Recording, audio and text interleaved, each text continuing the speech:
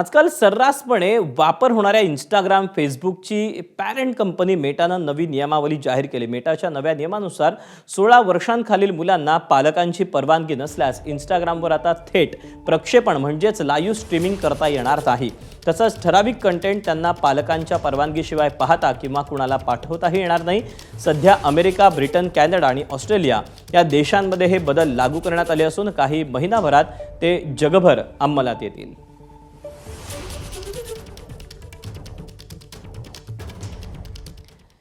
Meta कंपनीकडून काय नवी नियमावली जारी करण्यात आली त्यावर एक नजर टाकूया. सोशल मीडिया अकाउंट खाजगी ठेवणं हा एक नवीन नियम लागू करण्यात आलाय.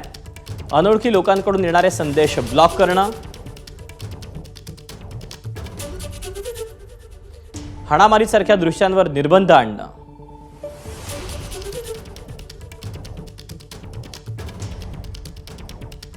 60 मिनिटं वापरल्यानंतर नोटिफिकेशन पाठवणं, रात्रीच्या वेळेस नोटिफिकेशन्स थांबवणं, 16 वर्षांखालील युजर्सना लाईव्ह स्ट्रीमसाठी पालकांची परवानगी आवश्यक असेल,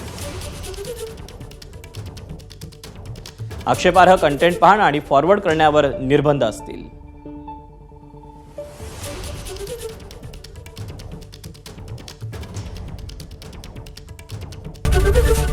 एबीपी माझा, उघडा डोळे बघा नीट.